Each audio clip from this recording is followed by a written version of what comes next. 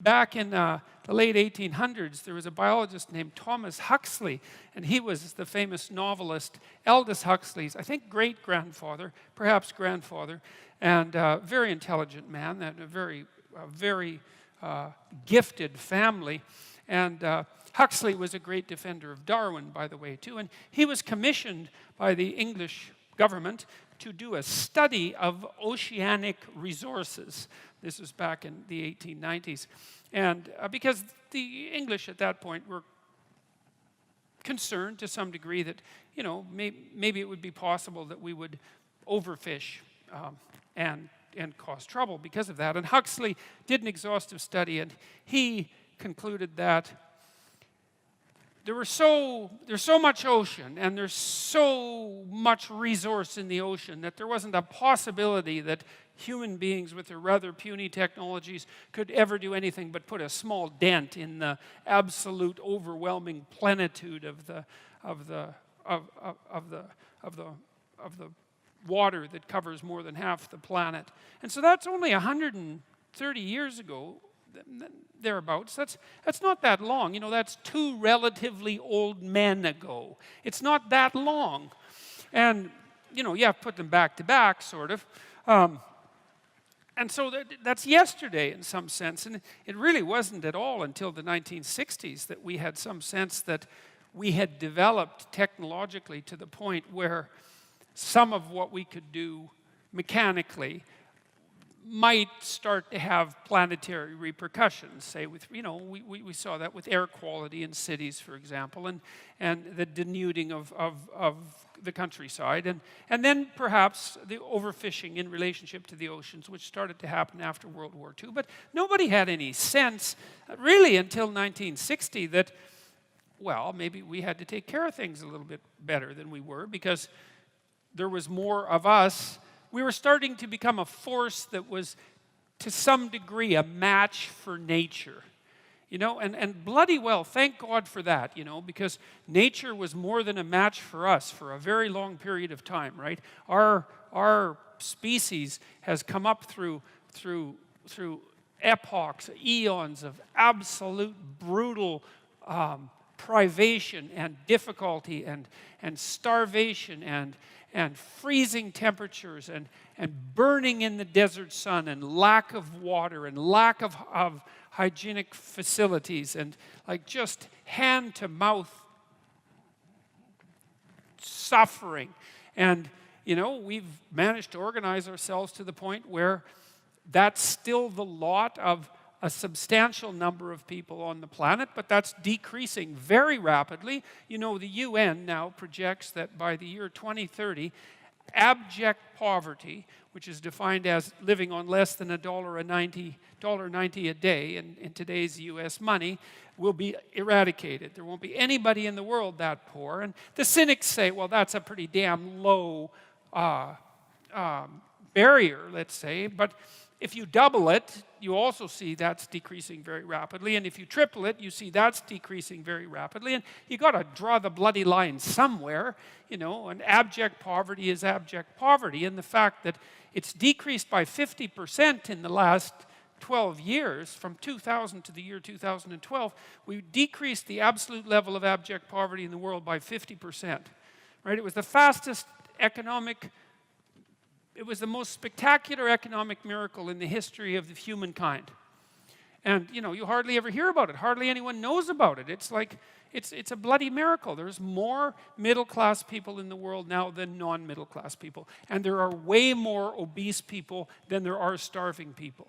And so that's something to celebrate, you know. I mean, it's a funny thing to celebrate, but it's quite the thing to celebrate. And the fastest growing economies in the world are in Sub-Saharan Africa.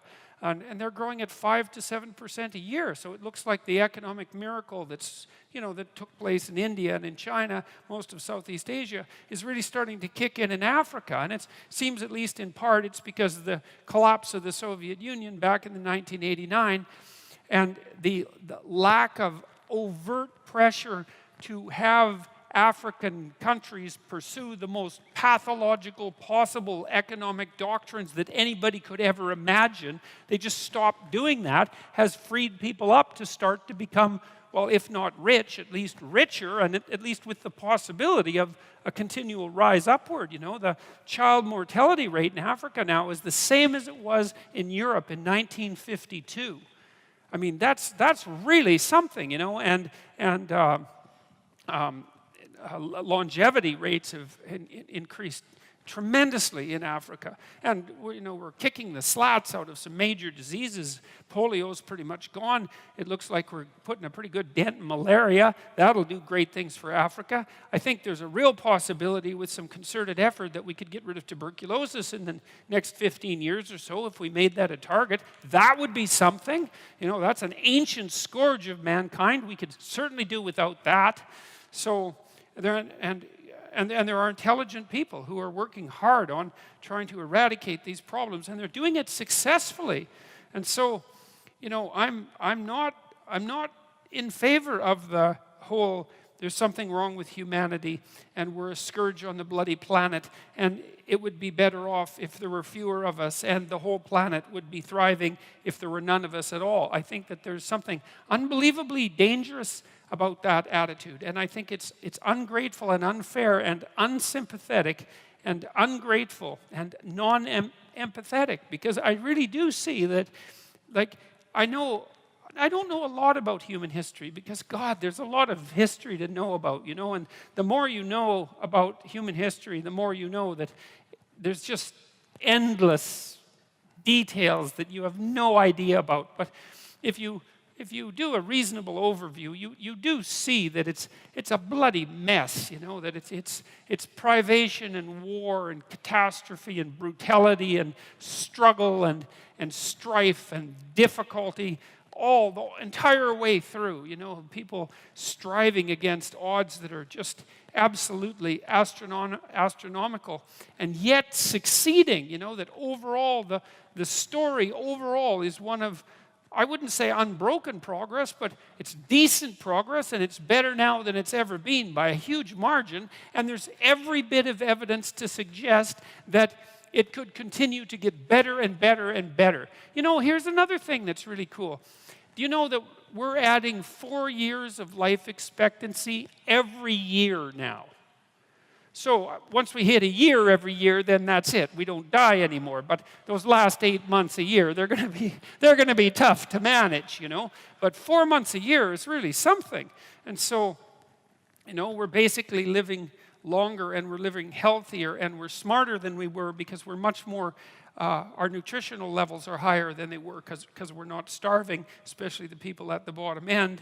And, you know, we're educating people all over the world. The Chinese graduate more engineers every year than the US have engineers.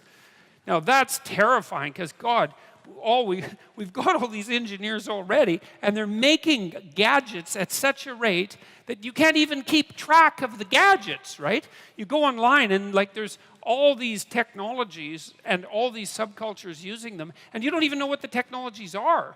If you're fully informed, you can't keep up with the new stuff that you might buy.